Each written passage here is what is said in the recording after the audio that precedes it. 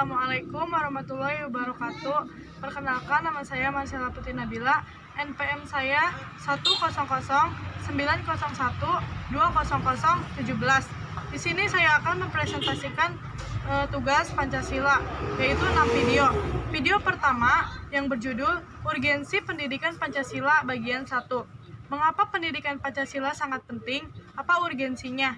Presiden Soekarno pernah mengatakan ungkapan yang sangat heroik, yaitu jas merah. Pernyataan tersebut mengandung makna bahwa kita tidak boleh melupakan sejarah. Ada 3 tonggak sejarah perjuangan Indonesia. Yang pertama, Kebangkitan Nasional 1908, yaitu merupakan awal kebangkitan bangsa Indonesia yang memiliki nilai persatuan dan kesatuan. Yang kedua, Sumpah Pemuda tahun 1928 memiliki nilai sejarah, yaitu menegaskan negara Indonesia bisa bersatu di atas keanekaragaman dan menjadikannya sebagai modal dalam memperkuat semangat persatuan dan kesatuan. Komitmen yang tangguh dari peristiwa Sumpah Pemuda yaitu mengaku bertumpah darah satu tanah air Indonesia, berbangsa yang satu, bangsa Indonesia, menjunjung bahasa persatuan bahasa Indonesia. Yang ketiga, Proklamasi Kemerdekaan 17 Agustus tahun 1945 merupakan jembatan emas dalam membangun bangsa Indonesia mencapai cita-cita nasional, yaitu menuju masyarakat yang adil, makmur, dan sejahtera. Yang kedua, yang berjudul Urgensi Pendidikan Pancasila bagian 2. Pendidikan Pancasila merupakan salah satu wahana yang sangat potensial. Alasan yang kedua yaitu alasan secara yuridis merujuk pada pesan konstitusi dan amanat Undang-Undang Perguruan Tinggi. Yang pertama, pesan konstitusi yang berdasarkan kepada Undang-Undang Dasar Negara Republik Indonesia tahun 1945, yaitu melakukan pembangunan bangsa dan pembangunan karakter berdasarkan hukum yang ada di Indonesia atau dikenal sebagai negara hukum. Pendidikan Pancasila dalam konteks ini merupakan wahana pembangunan bangsa dan pembangunan karakter berdasarkan nilai-nilai undang-undang yang berdasarkan Pancasila dan Undang-Undang Negara Republik Indonesia tahun 1945. Yang kedua, Undang-Undang Nomor 12 Tahun 2012 mengamanatkan bahwa pendidikan Pancasila harus diajarkan kembali di perguruan tinggi yang difokuskan untuk membina pemahaman dan penghayatan mahasiswa mengenai ideologi bangsa Indonesia. Ketiga, secara sosiologis, Bung Karno menegaskan bahwa nilai-nilai Pancasila digali dari bumi pertiwi Indonesia.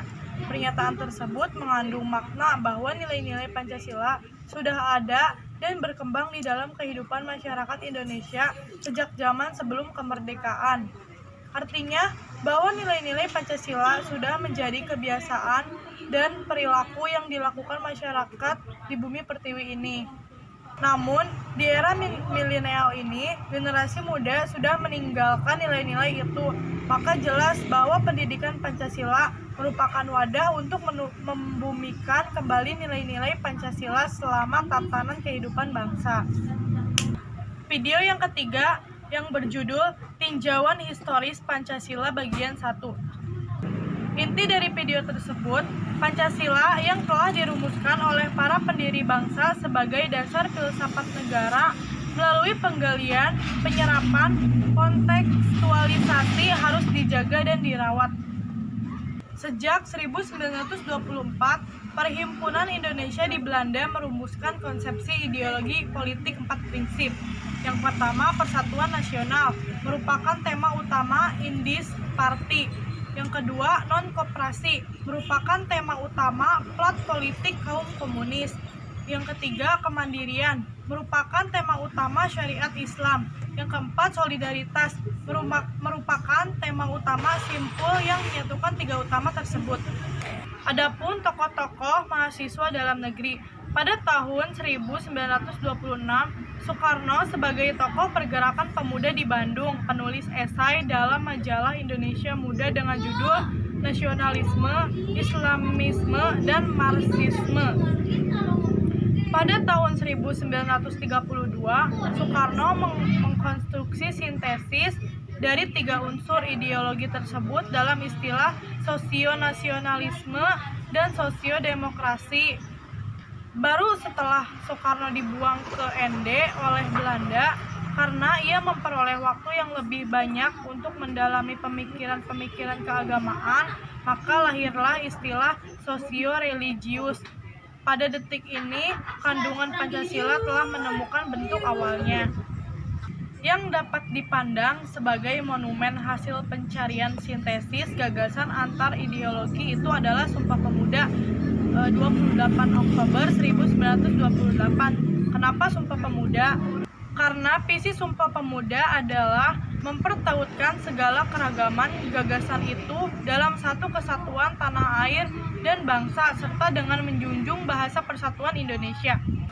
Pada tanggal 7 September 1944, Perdana Menteri Kaiso mengucapkan janji, negara kita sekarang akan diperkenankan merdeka kelak di kemudian hari. Dalam rancangan awal Jepang, kemerdekaan akan diberikan melalui dua tahap, yaitu sama Badan Penyelidik Usaha Persiapan Kemerdekaan atau BPUPK. Dalam bahasa Jepang disebut Dokutisi Junbik Kusakai, yang tugasnya melakukan usaha-usaha penyelidikan kemerdekaan. Yang kedua, Panitia Persiapan Kemerdekaan atau PPK. Dalam bahasa Jepang disebut Dokuritsu Junbik Kusakai, yang bertugas penyusunan rancangan dan penetapan Undang-Undang Dasar. BPUPK 29 April 1945 yang diketuai oleh Dr. KRT Rajiman Widyodiningrat, yang diwakil-ketuai oleh Itibangase Yuseo yang berasal dari Jepang. Anggota BPUPK pada mulanya 63 orang, kemudian ditambah menjadi 69 orang. Satu di antaranya orang Jepang, yaitu bernama Itibangase Yuseo. Video yang keempat berjudul Tinjauan Historis Pancasila Bagian 2. Pada tanggal 1 Juni 1945, Soekarno menyampaikan pidato. Dan Soekarno mengajukan 5 prinsip yang disebut Pancasila. Prinsip tersebut: 1. Kebangsaan Indonesia, 2. Internasionalisme atau perikemanusiaan, 3. Mufakat atau demokrasi, 4. Kesejahteraan sosial, 5. Ketuhanan yang berkebudayaan atau berkeadaban. Pada akhir sidang pertama, Ketua BPUPK membentuk panitia kecil yang bertugas untuk menyusun rumusan dasar negara dengan pidato Soekarno dengan sumber utamanya. Sebagai ketua, Soekarno melakukan berbagai inisiatif. Ia memanfaatkan masa persidangan pada 18 sampai 21 Juni 1945 di Jakarta untuk mengadakan pertemuan yang terkait dengan tugas panitia kecil tersebut. Panitia tersebut menyepakati rancangan preambul. Rancangan preambul Soekarno menyebutnya dengan Mukadimah, Muhyamin menyebutnya dengan Piagam Jakarta, dan Sukiman Wiryosanjoyo menyebutnya dengan Gentleman's Agreement. Pada 17 Agustus 1945, BPUPK dibubarkan dan pemerintah Jepang memberikan persetujuan atas rencana pembentukan Panitia Persiapan Kemerdekaan. Namun karena lembaga tersebut tidak jelas, akhirnya pemimpin Indonesia mengambil momentum untuk menempatkan lembaga tersebut menjadi Panitia Persiapan Kemerdekaan Indonesia atau PPKI. Kelima berjudul tentang MKU Pancasila Bagian 1. Masyarakat bangsa kita mempercayai adanya Tuhan Yang Maha Esa dan masih banyak yang mempraktikkan toleransi, gotong royong, musyawarah mufakat, dan solidaritas antar sesama. Namun ada juga masyarakat yang mengabaikannya sehingga menimbulkan masalah-masalah. 1.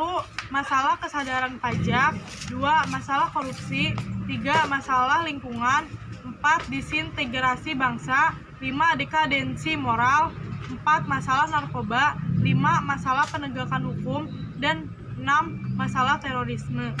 Adapun pelemahan Pancasila disebabkan karena ketelodoran, ketidaktaatan, dan penyelewengan atas nilai-nilai Pancasila oleh bangsa sendiri. Video yang keenam berjudul tentang urgensi mata kuliah umum. Peran mata kuliah umum yaitu 1. MKU membekali mahasiswa pengetahuan dasar seperti etika, berpikir kritis, dan kerjasama. Kedua, membantu memahami satu ilmu dengan ilmu lainnya. Ketiga, mengajari mahasiswa sebagaimana mengaplikasikan ilmu yang diperoleh di bangku kuliah dalam kehidupannya sehari-hari di dalam atau di luar kampus. Yang keempat, mengajarkan saling memahami antar manusia, mendidik manusia untuk memahami diri sendiri lalu memahami orang lain. Adapun sifat-sifat universal yang berlaku pada mahasiswa. 1. Kemampuan untuk memperoleh pengetahuan. 2. Kemampuan belajar sepanjang hayat. 3. Kemampuan beradaptasi untuk merespon perubahan. 4. Kemampuan mengelola diri. 5. Memiliki daya tahan ulet dan tekad yang kuat. 6. Memiliki citra diri yang positif. 7. Memiliki kemampuan berkomunikasi. 8. Memiliki kemampuan bekerja sama dengan orang lain. 9. Memiliki kemampuan bekerja efektif. Sekian dari saya. Mohon maaf bila ada kesalahan. Wabillahi taufiq wal hidayah. Wassalamualaikum warahmatullahi wabarakatuh.